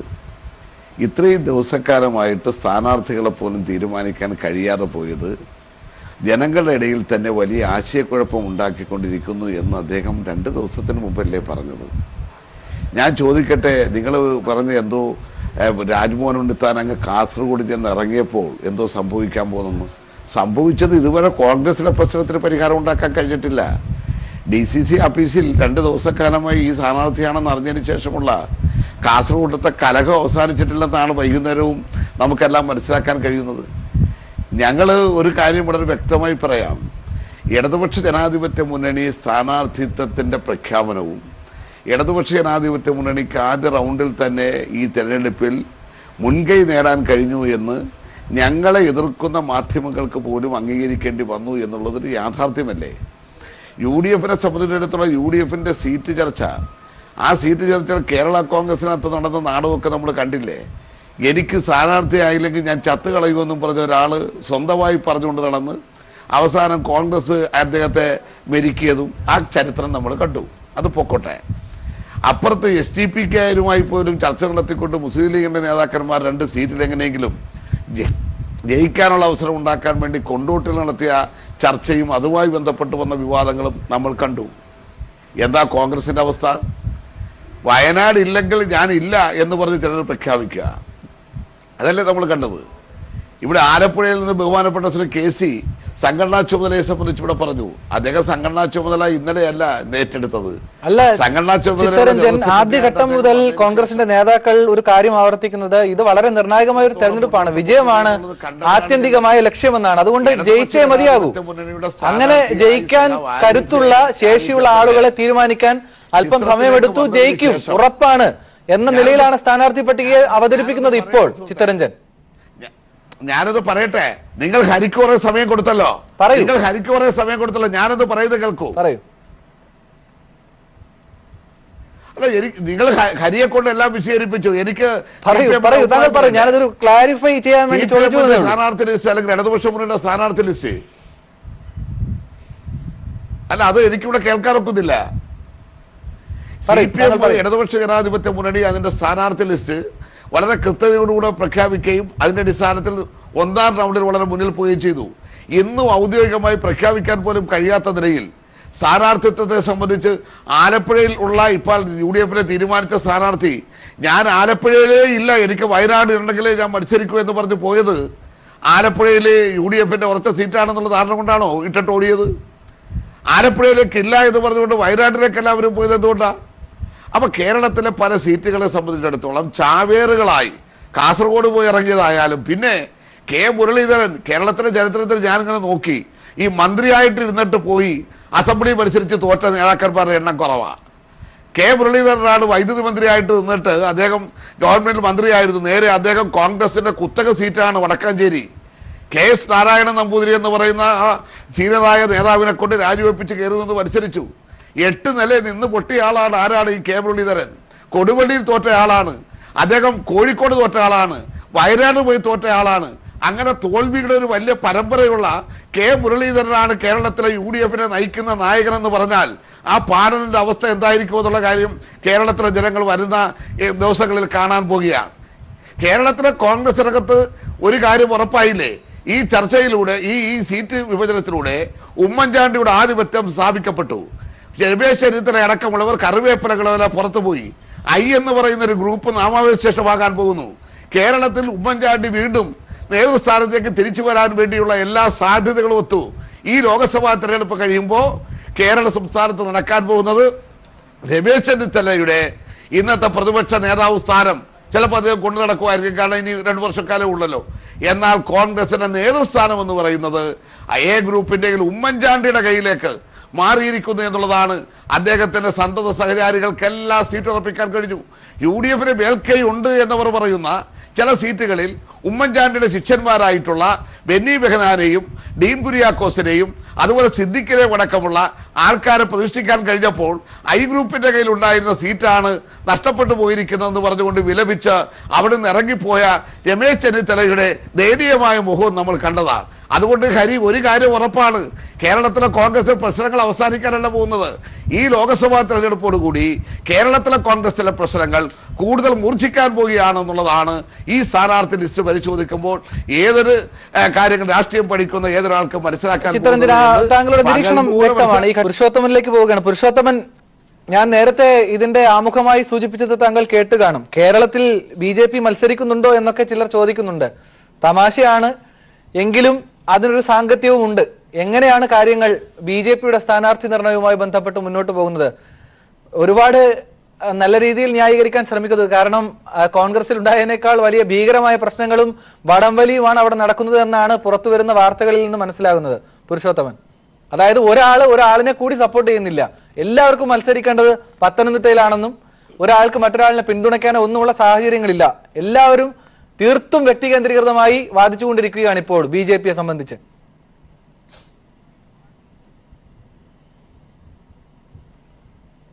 കേരളത്തിലെ BJP ചർച്ചയാവുന്നത് തന്നെ 90കൾക്ക് ശേഷമാണ്. അതിനു മുമ്പ് വർഷങ്ങളായി മത്സരിച്ച് പാരമ്പര്യമുള്ള 2 ഗ്രൂപ്പുകൾ, LDFും UDFും. LDFിൻ്റെ ഭാഗത്ത് വളരെ പാരമ്പര്യമുള്ള രാഷ്ട്രീയ മത്സരം നടത്തിയിട്ടുള്ള ആൾക്കാർ ഒരു വശത്തും, UDFിൻ്റെ അതുപോലുള്ള പാരമ്പര്യമുള്ള കുറേ ആൾക്കാർ വലതുപക്ഷത്തും മത്സരിക്കുകയാണ്. ഇവർ മത്സരിച്ച് ആര് ജയിച്ചു വന്നാലും കേന്ദ്രത്തിൽ ഒന്നാണെന്നുള്ള കാര്യം നമുക്ക് എല്ലാവർക്കും അറിയാം. ഇതിൽ ഈ 20 സീറ്റിൽ എത്ര സീറ്റ് CPMന് വിട്ടുകൊടുക്കണം എന്ന് കോൺഗ്രസും എത്ര സീറ്റ് കോൺഗ്രസിന് വിട്ടുകൊടുക്കണമെന്ന് CPMും എന്നാണുള്ള ചർച്ച ഇതിനോടൊക്കെ നടന്നു കഴിഞ്ഞു.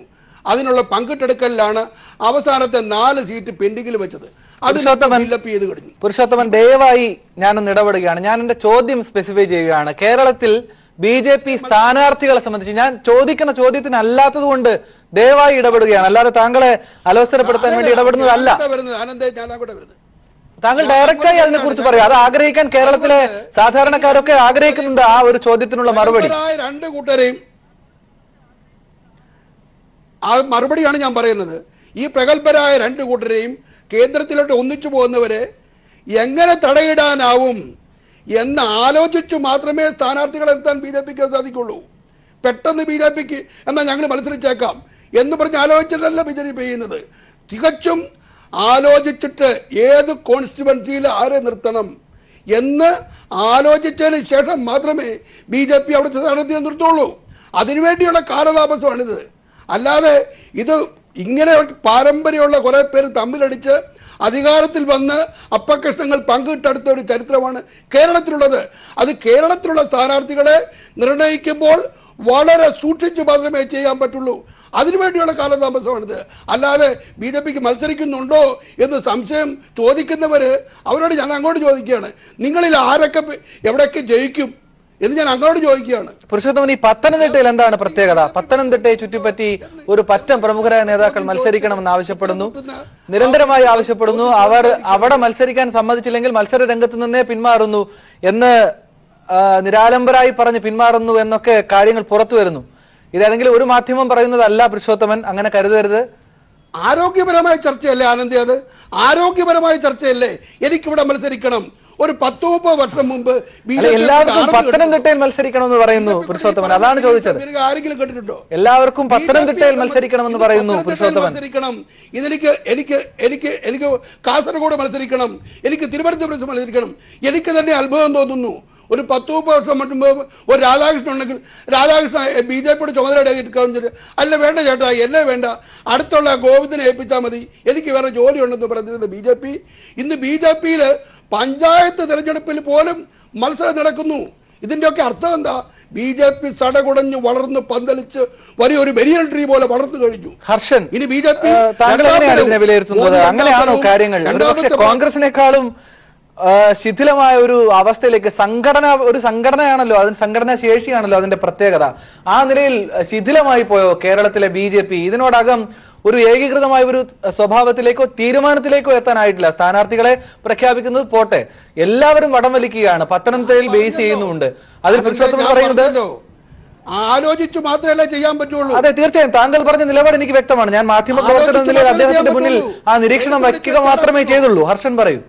തീർച്ചയായും ഈ കേരളത്തിലെ BJPയുടെ അവസ്ഥ ഇപ്പോൾ ഈ പുറത്തു വരുന്ന വാർത്തകൾ വിശ്വസിക്കുകയാണെങ്കിൽ തീർത്തും പരിതാപകരം തന്നെയാണ്. അതായത് അവരുടെ A ക്ലാസ്, അതായത് പ്രതീക്ഷയുള്ള 3-4 മണ്ഡലങ്ങളാണ് അവർ എടുത്തു പറയുന്നത്. അത് തിരുവനന്തപുരം, പത്തനംതിട്ട, തൃശ്ശൂർ, ഇങ്ങനെയുള്ള 3-4 മണ്ഡലങ്ങൾ എടുത്തു പറഞ്ഞിട്ട് ആ മണ്ഡലങ്ങളിലേക്ക് വേണ്ടി ഒരു നേതാക്കളുടെ ഒരു പട തന്നെ നിൽക്കുവാണ്. ഇപ്പോൾ കെ സുരേന്ദ്രൻ, പിന്നെ പത്തനംതിട്ടയിൽ കെ സുരേന്ദ്രന് വേണ്ടി ശ്രീധരൻപിള്ള, സംസ്ഥാന പ്രസിഡന്റായ ശ്രീധരൻപിള്ളയുടെ പേര് ആദ്യം ഉൾപ്പെടുത്തിയെന്ന് അദ്ദേഹം തന്നെ പറയുന്നു. എൻ്റെ പേരാണ് മണ്ഡലത്തിൽ ആദ്യത്തെ പ്രയോറിറ്റി ലിസ്റ്റിൽ എൻ്റെ പേരാണ് ആദ്യം എന്ന് അദ്ദേഹം തന്നെ പറയുന്നു. പിന്നെ സുരേന്ദ്രന് വേണ്ടിയിട്ട് നേതാക്കൾ ഈ അമിത്ഷായ്ക്ക് പിന്നെ മെസ്സേജുകൾ അയക്കുന്നു. അങ്ങനെയൊക്കെയുള്ള ഒരു പിന്നെ പാർട്ടിക്ക് ഒരു തെരഞ്ഞെടുപ്പിനെ ഫേസ് ചെയ്യുന്ന ഒരു ഘട്ടത്തിൽ ഒരു പാർട്ടിക്ക് ഒട്ടും തന്നെ ഒരു ആശാവഹമല്ലാത്ത ഒരു രീതിയാണ് ഇപ്പോൾ BJPയുടെ ഇതിനകത്ത് കണ്ടുവരുന്നത്. അത് എനിക്ക് തോന്നുന്നു അവരെ തീർത്തും ഈ പ്രചരണ ഘട്ടത്തിലേക്ക് നീങ്ങിക്കഴിഞ്ഞ സാഹചര്യത്തിൽ തീർത്തും അവരെ ഒരു പരിഹാസ്യരാക്കുകയോ അല്ലെങ്കിൽ ഒരു പിന്നണിയിലേക്ക് വലിച്ചു കൊണ്ടുപോവുകയോ ചെയ്യുന്ന ഒരു നില ഇപ്പോൾ എന്തായാലും ഉണ്ടായിട്ടുണ്ട്. അതായത് ശബരിമലയിൽ ശബരിമല പിന്നെ ഈ യുവതീ പ്രവേശന വിധിയുമായി ബന്ധപ്പെട്ടുണ്ടായ ചില ഈ നാമജപ സമരങ്ങളും അതുപോലെയുള്ള ഇതിലെ രാഷ്ട്രീയ മുതലെടുപ്പിനുള്ള ഒരു ശ്രമം അവർ നടത്തിയതായിരുന്നു. അത് ഈ തെരഞ്ഞെടുപ്പിൽ അതിൻ്റെ സ്വാധീനം അവർ പ്രതീക്ഷിച്ചതുമാണ്. അപ്പോൾ അങ്ങനെയുള്ള ഒരു ഘട്ടത്തിൽ നിൽക്കുമ്പോൾ അവർ പിന്നെ ഈ സ്ഥാനാർത്ഥി നിർണയത്തിലെ ചൊല്ലിയുള്ള ഈ കലഹം, ഈ തമ്മിലടി, അത് ശരിക്കും എന്ന് പറഞ്ഞാൽ BJPയുടെ പിന്നെ എനിക്ക് തോന്നുന്നു പ്രധാനമന്ത്രി തന്നെ ഇവിടെ വന്നിട്ട് ഒരു എന്താ ഹൈന്ദവ ധ്രുവീകരണത്തിനുള്ള ഒരു നീക്കങ്ങളൊക്കെ നടത്തി അത്തരത്തിലുള്ള പ്രസംഗങ്ങളൊക്കെ നടത്തിയതാണ്. അപ്പോൾ ആ രീതിയിലേക്കുള്ള ഒരു എന്തൊക്കെയോ അവരുടെ ഒരു പിന്നെ മോഹം, എന്തൊക്കെയോ അവരുടെ പിന്നെ പ്രതീക്ഷിച്ചെങ്കിലും അപ്പോൾ അതിലേക്ക് എത്താൻ സാധിക്കാതെ അവർ വളരെ പരിഹാസ്യരാകുന്ന ഒരു അവസ്ഥ ഈ സ്ഥാനാർത്ഥി നിർണയത്തെ ചൊല്ലിയുള്ള കലഹം നമുക്ക് കാട്ടിത്തരുന്നുണ്ട്. ചിത്തരഞ്ജൻ, BJP എങ്ങനെ കാണുന്നു? LDF വലിയ ആവേശത്തോടെ ഈ ഇലക്ഷൻ അഭിമുഖീകരിക്കുമെന്നും നിർണായകമായ ചലനങ്ങൾ കേരളത്തിൽ ഉണ്ടാകുമെന്നും BJP പതിവില്ലാത്ത വണ്ണം ആവേശത്തിൽ പറഞ്ഞ ഒരു ഇലക്ഷനാണ് നടക്കാൻ പോകുന്നത്. പരിതാപകരവും ഹർഷൻ ഉപയോഗിച്ച വാക്ക് കടമെടുത്താൽ പരിഹാസ്യവുമാണ് നില എന്നാണ് കാണേണ്ടത്. പത്തനംതിട്ടയിൽ ചുറ്റിപ്പറ്റി പ്രബലരായ ഒരു പറ്റം നേതാക്കൾ ഇങ്ങനെ വടം വലിച്ചുകൊണ്ടേ ഇരിക്കുകയാണ്. ചിത്തരഞ്ജൻ, പുരുഷോത്തമനും പറയുന്നത് വളരെ നിർണായകമായ തെരഞ്ഞെടുപ്പാണ്, വിജയസാധ്യത പരിശോധിച്ചുകൊണ്ടേ ഇരിക്കുകയാണെന്നാണ്. കേരളത്തിലെ അവസ്ഥ, BJPയുടെ കേരളത്തിലെ അവസ്ഥ, ഒരു സീറ്റിൽ പോലും ജയിക്കുമെന്ന് ഉറപ്പില്ലാത്ത അവസ്ഥയിലാണ് സീറ്റിന് വേണ്ടി ഈ തമ്മിലടി നടന്നുകൊണ്ടിരിക്കുന്നത്. ബഹുമാനപ്പെട്ട ശ്രീ പുരുഷോത്തമൻ അദ്ദേഹം പറഞ്ഞു, BJPയുടെ ഇങ്ങനെ സ്വാധീനം വർദ്ധിച്ചുകൊണ്ടേ കേരളത്തിൽ ഇരിക്കുന്നത് കൊണ്ടാണ് ഇത്രയും വലിയ തർക്കങ്ങൾ നടന്നുകൊണ്ടിരിക്കുന്നത്. ഇത് തെരഞ്ഞെടുപ്പിൽ മാത്രമല്ലല്ലോ, കേരളത്തിലെ BJP എന്ന് പറയുന്നത് 2 പാർട്ടി പോലെ തന്നെയല്ലേ എത്രയോ നാളായി മാറിക്കൊണ്ടിരിക്കുന്നത്. കേരളത്തിലെ BJPയുടെ അകത്ത് നടന്ന തമ്മിൽ പ്രശ്നങ്ങൾ അറിയാമല്ലോ. മെഡിക്കൽ കോളേജ് കോഴയുമായി ബന്ധപ്പെട്ട് ഉയർന്നു വന്ന വിവാദം അറിയാമല്ലോ. ഒരു സുപ്രഭാതത്തിൽ കുമ്മനം രാജശേഖരൻ എങ്ങനെയാണ് മിസോറാമിലേക്ക് പോകേണ്ടി വന്നത് എന്ന് നമ്മൾ കണ്ടതല്ലേ. അതോടൊപ്പം തന്നെ അവർ തമ്മിലൊക്കെ തന്നെ ഉണ്ടായ പ്രശ്നങ്ങൾ, ശബരിമല വിഷയവുമായി ബന്ധപ്പെട്ട് നിൽക്കുന്ന വേളയിലാണ് ശ്രീധരൻപിള്ളയുടെ യുവമോർച്ചയിൽ നടത്തിയ പ്രസംഗം രാജ്യത്ത് മുഴുവൻ കേൾപ്പിക്കുന്ന നിലയിൽ അവരുടെ ഇടയിൽ നിന്ന് തന്നെ അത് പുറത്തേക്ക് പോകുന്നു. ഒരു പാർട്ടിയുടെ സംസ്ഥാന കമ്മിറ്റിയുടെ സർക്കുലർ ആ സർക്കുലർ നാട്ടിൽ മാർക്കറ്റിൽ സാധനം പൊതിഞ്ഞു കൊടുക്കുന്ന പേപ്പറായി മാറുന്ന ഒരവസ്ഥ ഒരു പാർട്ടി എത്രയധികം അധപ്പതിച്ചു എന്നതിന് അതിനേക്കാൾ വലിയ തെളിവുണ്ടോ? ആ നിലയിൽ പരസ്പരം അവർ തമ്മിൽ ചെളിവാരിയേറിയലും കാര്യങ്ങളുമല്ലായിരുന്നു. രാജേഷ് എന്ന് പറയുന്ന BJPയുടെ ഔദ്യോഗിക വക്താവിനെ കുറേ നാളത്തേക്ക് മാറ്റി നിർത്തി. എന്തായിരുന്നു കാരണം? ഈ വിവരങ്ങൾ പുറത്തു കൊടുത്തത് അദ്ദേഹമാണെന്ന് പറഞ്ഞുകൊണ്ടല്ലേ ഈ അടുത്ത് അദ്ദേഹം വീണ്ടും പ്രത്യക്ഷപ്പെട്ടുകൊണ്ടു. അതുകൊണ്ട് കേരളത്തിലെ BJP എന്ന് പറയുന്നത് കേന്ദ്രത്തിൽ അധികാരത്തിലുള്ളൊരു പാർട്ടിയുടെ ഭാഗമാകുന്നു എന്നുള്ളത് കൊണ്ട് മാത്രം ഈ സംസ്ഥാനത്ത് നടത്തിയിട്ടുള്ള അഴിമതിയായാലും അതോടൊപ്പം തന്നെ കേന്ദ്ര ഗവൺമെന്റിന് ഉപയോഗിച്ചുകൊണ്ട് നടത്തിയിട്ടുള്ള മറ്റു സ്വജനപക്ഷപാത കാര്യങ്ങളാണെങ്കിലും ഒക്കെ അവർ തന്നെയാണ് അങ്ങോട്ടും ഇങ്ങോട്ടും പറഞ്ഞിട്ടുള്ളത്. ഇവിടെ കാണേണ്ട ഒരു കാര്യം അതിന്റെ ചുവട് പിടിച്ച് തന്നെയല്ലേ ഈ സീറ്റിന്റെ തർക്കങ്ങൾ നടന്നുകൊണ്ടിരിക്കുന്നത്. ഇവിടെ സീറ്റിനെ സംബന്ധിച്ച് ഇന്ന് ഏതൊരു മീഡിയയിൽ വന്നിരിക്കുന്ന ഒരു വാർത്ത, അൽഫോൺസ് കണ്ണന്താനം പറയുന്നത് കൊല്ലത്ത് മത്സരിക്കുന്നതിനേക്കാൾ നല്ല ഞാൻ മലപ്പുറത്ത് പോയി മത്സരിച്ചേക്കാമെന്നാണ്. എന്ന് വെച്ച് കഴിഞ്ഞാൽ സീറ്റിന് ഓരോ സ്ഥാനാർത്ഥികളെ സംബന്ധിച്ച് തർക്കങ്ങൾ തീരുന്നുണ്ടോ? ആ പാർട്ടിയുടെ അകത്തൊരു ഇവിടെ തെരഞ്ഞെടുപ്പിന് ഇനിയും 10-35 ദിവസം ഉണ്ടല്ലോ എന്ന് പറയാം. പക്ഷേ കേരളം പോലുള്ള സംസ്ഥാനത്ത് ഇടതുപക്ഷ ജനാധിപത്യ മുന്നണി 8-ാം തീയതി സ്ഥാനാർത്ഥിത്വം പ്രഖ്യാപിച്ച് ഏതാണ്ട് 12 ദിവസക്കാലം പിന്നിടുമ്പോൾ UDFിനെ സംബന്ധിച്ചിടത്തോളം ഘടകകക്ഷികളായിട്ടുള്ളവർ നേരത്തെ തന്നെ അവർക്ക് പ്രഖ്യാപിക്കാൻ കഴിഞ്ഞു. കോൺഗ്രസ് പാർട്ടി പോലും ഏറ്റവും അവസാനം അതിൻ്റെ സ്ഥാനാർത്ഥിത്വത്തിൽ എത്തുമ്പോഴും കേരളത്തിലെ BJPയിൽ യോജിച്ചൊരു തീരുമാനം പോലും എടുക്കാൻ കഴിയാത്ത നിലയിൽ ആ പാർട്ടിയുടെ അകത്ത് ആഭ്യന്തര കലഹം മൂർച്ഛിച്ചുകൊണ്ടിരിക്കുകയാണ് എന്നുള്ളത് നമ്മൾ കാണുകയാണ്. തിരുവനന്തപുരം സീറ്റിൽ മാത്രമാണ് മത്സരിക്കുന്നതിന് വേണ്ടി മിസോറാമിൽ നിന്ന് രാജിവെച്ച് ഗവർണർ സ്ഥാനവും രാജിവെച്ച് വന്ന ശ്രീ കുമ്മനം രാജശേഖരനെ പ്രഖ്യാപിച്ചിട്ടില്ല. അദ്ദേഹം സ്വന്തമായിട്ട് സ്ഥാനാർത്ഥി എന്നുള്ള നിലയിലേക്കുള്ള പ്രചാരമെല്ലാം നടത്തിക്കൊണ്ടിരിക്കുന്നത്. അപ്പോൾ ഈ കേരളത്തിലെ BJP എന്ന് പറഞ്ഞു കഴിഞ്ഞാൽ ആ BJP നേതൃത്വത്തെ സംബന്ധിച്ച് ജനങ്ങളുടെ ഇടയിൽ അവരുടെ അനുഭാവികളുടെ ഇടയിൽ തന്നെ കടുത്ത നിരാശയാണ്, കടുത്ത അമർഷമാണ്, ഈ അനിശ്ചിതത്വം നിലനിൽക്കുകയാണ്. അതുകൊണ്ട് അവരെങ്ങനെ തട്ടിക്കൂട്ടി ഇനി ഒരു സ്ഥാനാർത്ഥി ലിസ്റ്റുമായിട്ട് വന്നാലും അത് മുഴച്ചിരിക്കുമെന്നുള്ള കാര്യത്തിൽ ഒരു തർക്കവുമില്ല. ആ പാർട്ടിക്ക് കിട്ടാനിടയുണ്ടായിരുന്ന വോട്ടുകളും നഷ്ടപ്പെടാൻ കഴിയുന്ന നിലയിലാണ് ഈ പാർലമെന്റ് തെരഞ്ഞെടുപ്പുമായി ബന്ധപ്പെട്ട് അവരുടെ സ്ഥാനാർത്ഥി ലിസ്റ്റ് തയ്യാറാക്കുന്ന പ്രക്രിയ എത്തി നിൽക്കുന്നത് എന്നാണ് ഞങ്ങൾക്ക് ഇത് സംബന്ധിച്ച് പറയാനുള്ളത്. വ്യക്തമാണ് ചിത്തരഞ്ജൻ. GV ഹരി മറ്റൊരു കാര്യം കൂടി അതുമായി ബന്ധപ്പെടുത്തി ചോദിക്കുകയാണ്. ശബരിമല വിഷയം നമുക്കറിയാം. തെരഞ്ഞെടുപ്പ് കമ്മീഷൻ പോലും പറഞ്ഞിരിക്കുന്നത് ഇലക്ഷനുമായി ബന്ധപ്പെട്ട് ഇത്തരം വിഷയങ്ങൾ ഉന്നയിക്കരുത്, അത് തീർത്തും ചട്ടലംഘനമാണ് എന്ന മുന്നറിയിപ്പ് കൊടുത്തു. അതിനുശേഷം സുരേന്ദ്രനൊക്കെ പൊതുസമൂഹത്തോട് പറഞ്ഞത് ഞങ്ങളത് ഉപയോഗിക്കും, അത് പറയും എന്ന് തന്നെയാണ്. പക്ഷേ ഒരു പ്രശ്നം അത് പത്തനംതിട്ടയിലേക്ക് മാത്രം കേന്ദ്രീകരിച്ചു പോകുന്നു. കേരളത്തിൽ ഒരു പൊതുവികാരമായി അത് ഉയർന്നു വരില്ല എന്ന് BJP ഇതിനോടകം മനസ്സിലാക്കുന്നുണ്ടോ? അതുകൊണ്ടാണോ ഈ നേതാക്കൾ മുഴുവനും പ്രമുഖരായ നേതാക്കളാണ്, ചില്ലറക്കാരല്ല, എല്ലാവരും പത്തനംതിട്ട മത്സരിക്കണം എന്ന് തന്നെ പറഞ്ഞുകൊണ്ടിരിക്കുകയാണ്, ഇല്ലെങ്കിൽ എന്നെ ഒഴിവാക്കി തരൂ എന്ന് നിസ്സഹായ അവസ്ഥയിൽ പറയുകയാണ്. കോൺഗ്രസും ശബരിമല വിഷയത്തിൽ ഒരു BJP എടുത്തൊരു നിലപാടിനോട് സമാനമായി പിന്തുണ കൊടുത്ത ആളുകൾ ആണ്. അത് തീർച്ചയായും അതിന്റെ വ്യത്യസ്തമായൊരു നിരീക്ഷണമാണ്. ആ കാര്യത്തിലേക്ക് കടക്കാൻ വേണ്ടിയിട്ടല്ല, മറിച്ച് BJPയുടെ ഈ സ്ഥിതി പത്തനംതിട്ടയെ കേന്ദ്രീകരിക്കുന്ന ഒരു അവസ്ഥ അപഹാസ്യകരമല്ലേ തീർത്തും BJPയെ സംബന്ധിച്ച് കേരളത്തിലെ ഒരു സാഹചര്യം? കോൺഗ്രസ് എങ്ങനെയാണ് ആ കാര്യങ്ങളെ വിലയിരുത്തുന്നത്? GV ഹരി. അനന്ത്, ഞാൻ അതിന്റെ ഉത്തരത്തിലേക്ക് രണ്ടാമത് വരാം. കാരണം അത് അവരുടെ പാർട്ടിപരമായിട്ടുള്ള കാര്യമാണ്. ഞാൻ അതിനകത്ത് അഭിപ്രായം പറയുന്നത് ശരിയല്ല എന്ന് വിശ്വസിക്കുന്ന ഒരാളാണ്. എന്നാലും ഞാൻ അന്നത് ചോദിച്ചുകൊണ്ട് പറയാം. പക്ഷെ അതിനു മുമ്പ് ശ്രീ ചിത്തരഞ്ജൻജി വളരെ മനോഹരമായി സംസാരിക്കുന്ന ഒരാളാണ്. അപ്പോൾ അദ്ദേഹം 1-2 കാര്യങ്ങൾ കോൺഗ്രസ് പാർട്ടിയെക്കുറിച്ച് പറഞ്ഞു. ഒന്ന്, അദ്ദേഹം പറഞ്ഞത് ഞങ്ങൾ വളരെ താമസിച്ചു പോയി എന്നുള്ളതാണ്. ഇപ്പോൾ അത് BJPയെ കുറിച്ചും പറയണം. നമുക്ക് ഒരു ഉൾപാർട്ടി ജനാധിപത്യത്തിൽ വിശ്വസിക്കുകയും ചെയ്തൊരു പാർട്ടിയെ സംബന്ധിച്ചിടത്തോളം ശ്രീ ചിത്തരഞ്ജൻ്റെ പാർട്ടിയെ പോലെ നമുക്ക് ഏകപക്ഷീയമായ സ്ഥാനാർത്ഥികളെ പ്രഖ്യാപിക്കാൻ കഴിയില്ല. അവരെ സംബന്ധിച്ചിടത്തോളം നിങ്ങൾ പ്രഖ്യാപിച്ചു കഴിഞ്ഞാൽ പിന്നെ ആരും ഒന്നും മിണ്ടത്തില്ല എന്നുള്ള അവസ്ഥയിലാണ്. അതോടൊപ്പം അല്ലെങ്കിൽ ജനാധിപത്യപരമായ വലിയ ചർച്ച നടത്തിയിട്ടാവില്ല പലപ്പോഴും അവരുടെ പ്രഖ്യാപനമൊക്കെ. അതുകൊണ്ട് അവർക്ക് വളരെ എളുപ്പം. അത് മാത്രമല്ല, 272 സീറ്റുകൾ വേണം കേവല ഭൂരിപക്ഷത്തിന്. 543 സീറ്റുകൾ ആപ്പാടെ മത്സരിക്കുന്നത് 16 സീറ്റിലാണ്. വലിയ പ്രയാസം എന്നുള്ള കാര്യമില്ല. CPMനെ സംബന്ധിച്ചിടത്തോളം ഒരു 16 പേര്. ഞങ്ങൾ അങ്ങനെയല്ലല്ലോ. ഞങ്ങളെ സംബന്ധിച്ചിടത്തോളം 10-400 സീറ്റുകളിൽ, അതും രാജ്യത്തെ 28 സംസ്ഥാനങ്ങളിലുള്ള കാര്യങ്ങൾ പ്രഖ്യാപിക്കണം. അപ്പോൾ അതിന് ഞങ്ങൾ ഇവരെ സംബന്ധിച്ചിടത്തോളം കേന്ദ്ര സമിതിയും ജില്ലാ സമിതിയും ഒക്കെ ഒന്ന് തന്നെയാണ്. അതിനകത്ത് വലിയ വ്യത്യാസമൊന്നുമില്ല. അവിടെ ഒന്നാമത്തെ കാര്യം, ചിത്തരഞ്ജൻ ഈ ചർച്ചയിൽ നിന്ന് മറ്റൊരു ചർച്ചയിൽ ഒരു പ്രശ്നം, ഈ ജനാധിപത്യപരമായ ചർച്ച എന്ന് പറയുന്നുണ്ട്.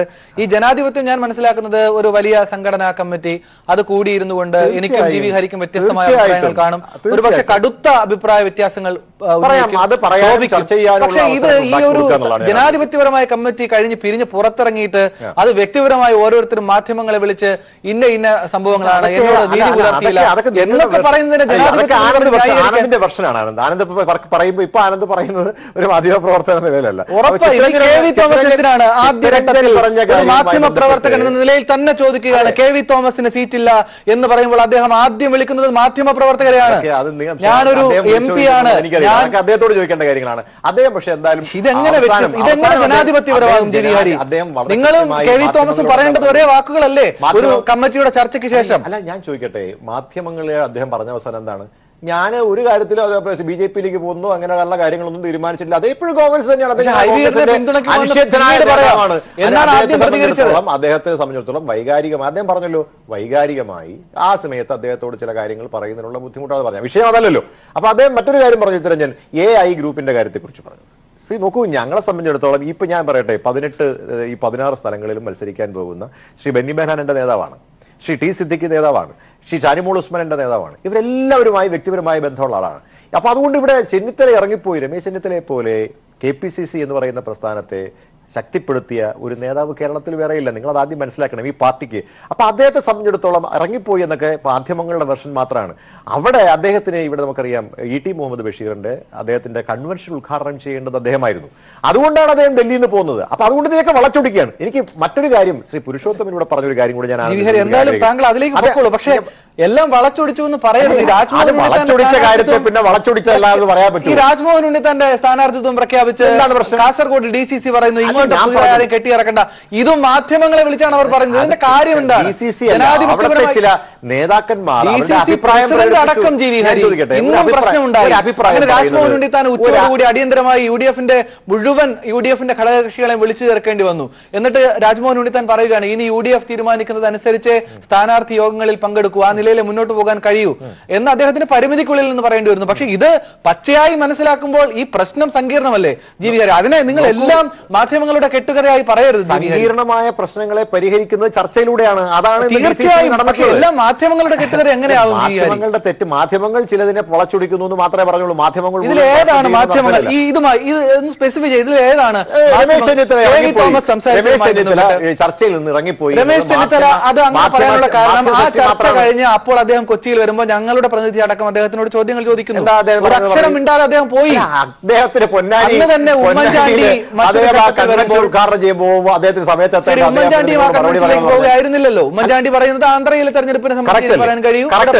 അങ്ങനെയാണോ കേരളത്തിലെ കോൺഗ്രസിന്റെ നിർണായകമായ സാന്നിധ്യങ്ങളിൽ അവരുടെ കാര്യങ്ങളാണ് അദ്ദേഹം പറയേണ്ടത്. താങ്കൾ എത്ര വിശദീകരിച്ചാലും അത് കൃത്യമായി പരിമിതിക്കുള്ളിൽ നിന്ന് താങ്കൾക്ക് ഇങ്ങനെ പറയാനാകൂ എന്ന് ഞാൻ ഒരു പരിമിതിയിരിക്കില്ല. വളരെ കൃത്യമായി സത്യം പറയുന്നതിന് എനിക്ക് ഒരു പരിമിതിയില്ല. ഞാൻ കൃത്യമായ സത്യം പറയുന്നത്. പിന്നെ ഒരു കാര്യം ഞാൻ പറഞ്ഞിട്ടാണ്, ശ്രീ പുരുഷോത്തമനോട് പറഞ്ഞു, ഞാൻ ആദ്യമായിട്ടാണ് കേൾക്കുന്നത്. കാരണം ഈ തെരഞ്ഞെടുപ്പുകളിലൊക്കെ ഈ റിസർച്ച് ഒക്കെ നടത്തിയിട്ട് ആളുകൾ ജയിക്കുന്നതിനെ കുറിച്ച് ഇപ്പൊ ഏറ്റവും അവസാനമായി ടൈംസ് ന്യൂ പറഞ്ഞിട്ടുള്ള നമ്മൾ 16 സീറ്റിൽ UDF വരുന്നതാണ്. പക്ഷെ അദ്ദേഹം പറഞ്ഞത് ഈ സ്ഥാനാർത്ഥികൾ സീറ്റിന് വേണ്ടിയിട്ട് ക്യൂ നിൽക്കുന്നതാണ് വിജയത്തിന്റെ ഒരു സാധ്യത എന്ന് അദ്ദേഹം പറഞ്ഞു. എനിക്ക് മനസ്സിലായില്ല അത് ഏത് തരത്തിലുള്ള കണ്ടുപിടുത്തമാണ് അദ്ദേഹം നടത്തിയിരിക്കുന്നത് എനിക്കറിയില്ല. എന്നാലും ഒരു കാര്യം ഞാൻ പറയാം, കേരളത്തിൽ നേരത്തെ ആനന്ദ് സൂചിപ്പിച്ച ചോദ്യത്തിന് ഉത്തരം പറയുകയാണ്. പത്തനംതിട്ട ജില്ലയിലെ ശബരിമല എന്ന് പറയുന്ന പ്രശ്നം മാത്രമല്ല, കേരളത്തിലെയും കഴിഞ്ഞ 5 വർഷക്കാലം ഈ രാജ്യത്തെയും എല്ലാ പ്രശ്നങ്ങളും ജനങ്ങളുടെ മനസ്സിലുണ്ട്. ജനങ്ങൾ അൾഷിമേഴ്സ് ബാധിച്ച ആളുകളല്ല. ആളുകൾ ആരും പ്രതികരിക്കാൻ അവർക്ക് അവസരം കിട്ടിയിരിക്കുന്നത് ഏപ്രിൽ 23-ാം തീയതിയാണ്. അതിന്റെ പ്രതിഫലനം മെയ് 23-ാം തീയതി ഉണ്ടാവും. ഞങ്ങൾ ഉറച്ചു വിശ്വസിക്കുന്നു ഇവിടെ ഏത് പ്രശ്നത്തിലും ജനങ്ങളോടൊപ്പം ഞങ്ങൾ നിന്നിട്ടുണ്ട്. പ്രതിപക്ഷം എന്ന നിലയിൽ ഈ ഒരു പ്രതികരണം പത്തനംതിട്ടയിൽ BJPക്ക് വലിയ പിന്തുണയാകുമെന്ന് ഇവർ പ്രതീക്ഷിക്കുന്നുണ്ടോ?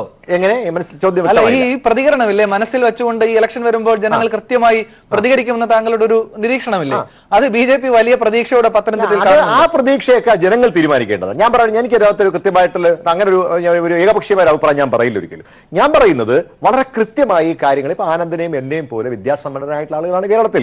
ശബരിമലയെ സംബന്ധിച്ചിടത്തോളം ആണെങ്കിലും ശരി, അതല്ലെന്നുണ്ടെങ്കിൽ GST ആണെങ്കിലും ശരി, അതല്ലെങ്കിൽ 15 ലക്ഷം രൂപ ബാങ്കിൽ വരുമെന്ന കാര്യമാണെങ്കിലും ശരി, ഇങ്ങനെയുള്ള കാര്യങ്ങളെ കുറിച്ച് കൃത്യമായ വിലയിരുത്തലുകൾ ജനങ്ങൾക്കുണ്ടാവും. അതനുസരിച്ച് തന്നെ കൃത്യമായിട്ട്. പക്ഷെ ഒരു കാര്യം ഞാൻ പറയാം, ഞാൻ വീണ്ടും ആവർത്തിക്കുകയാണ് ആനന്ദ്, ഇതൊരു നിർണായകമായ തെരഞ്ഞെടുപ്പാണ്. ജനാധിപത്യത്തെയും നമ്മുടെ രാജ്യത്തിന്റെ അഖണ്ഡതയെയും രാജ്യത്തിന്റെ മതേതരത്വത്തെയും ശക്തിപ്പെടുത്തുവാനുള്ള വലിയ മുന്നേറ്റം ഉണ്ടാകേണ്ട ഒരു തെരഞ്ഞെടുപ്പാണ്. മില്ലേനിയം വോട്ടർമാർ, ഞാനിവിടെ കഴിഞ്ഞ തവണ ദിവസവും പറഞ്ഞതാണ്, മില്ലേനിയം വോട്ടർമാരുടെ തെരഞ്ഞെടുപ്പാണ്. ഈ തെരഞ്ഞെടുപ്പിനെ സംബന്ധിച്ചിടത്തോളം നമ്മൾ ഈ രാജ്യത്തിനെ ശക്തിപ്പെടുത്താനുള്ള വോട്ടുകളായിരിക്കും ജനങ്ങളും യുവാക്കളും ചെയ്യുന്നത്. അതിൽ കോൺഗ്രസിന് വലിയ പ്രതീക്ഷയുണ്ട്. അതാണ് എനിക്ക് ഈ അവസരത്തിൽ പറയാനുള്ളത്. പുരുഷോത്തമൻ, കടുത്ത അതൃപ്തി RSS ഇതുമായി ബന്ധപ്പെട്ട് നിങ്ങളെ അറിയിച്ചു എന്നാണ് ഏറ്റവും പുതിയതായി പുറത്തു വന്ന റിപ്പോർട്ടുകൾ. ഇങ്ങനെ പരസ്പരം കുത്തി പല്ല് നാറ്റിക്കുന്ന രീതിയിലേക്ക് കാര്യങ്ങൾ പോകരുത് എന്ന്.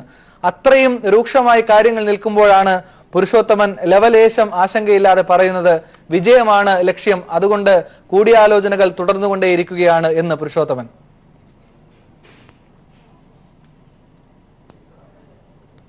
ഞാൻ ആദ്യം പറഞ്ഞില്ല, ഇപ്പം നിങ്ങൾ കോൺഗ്രസിൻ്റെ ആൾക്കാരെയും CPM-ൻ്റെ ആൾക്കാരെയും പറയാൻ ഒരുപാട് സമയം കൊടുത്തു. എൻ്റെ അടുത്ത് വന്ന് ഇവരോടെല്ലാം മറുപടി പറയേണ്ട ഒരാളെ ഞാനാണ്. എന്നോടും ചോദിക്കുന്നില്ല. അവസാനം വന്നിട്ട് ഇങ്ങനെ നോക്കൂത്തി പോലെ ഇരിക്കും. ഞാൻ കഴിഞ്ഞ പ്രാവശ്യം വന്ന് പറഞ്ഞ പോലെ ഞാനിത് പരാതിപ്പെടുകയൊന്നുമല്ല. ഞാൻ പറയുന്നൊരു കാര്യം, ഇവിടെ ഈ BJP വരുന്നു, BJP ചർച്ചാ വിഷയമാവുന്നു എന്ന് ഇടതുപക്ഷത്തിനും വലതുപക്ഷത്തിനും ഇവരുടെ നിർണായക തെരഞ്ഞെടുപ്പെന്ന് അദ്ദേഹം പറഞ്ഞു. ശ്രീമാൻ ഗിരീഷ് പറഞ്ഞു. വളരെ ശരിയാണ്. ജീവൻ മരണ പോരാട്ടമാണ് CPM-നെ സംബന്ധിച്ചിടത്തോളം കേരളത്തിൽ. അവർ അധികാരത്തിൽ വരുമോ? ത്രിപുര, പശ്ചിമ ബംഗാൾ എല്ലാം പോയി. അവസാനം കേരളത്തിൽ പിടിച്ചു നിൽക്കാനാവുമോ എന്ന് അവരും.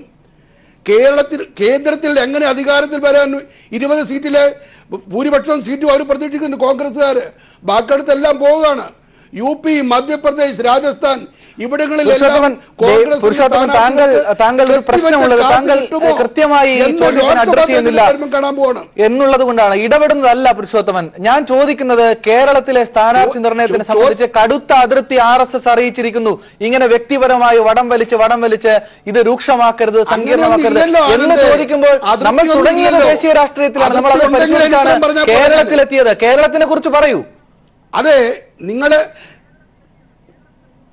ഞാൻ പറഞ്ഞോട്ടെ.